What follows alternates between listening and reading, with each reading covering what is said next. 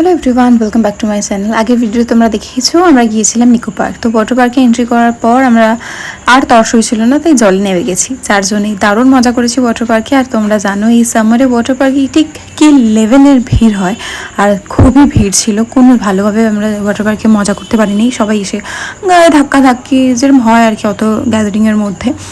যাই হোক, আমরা এই ঢেউয়ের যে জলটা এখানে যাওয়ার চেষ্টা করছিলাম, বাট দুবার আমি জল খেয়ে ফেলেছি। আর জলটা না একটু সল্টি ছিল, but why I don't no.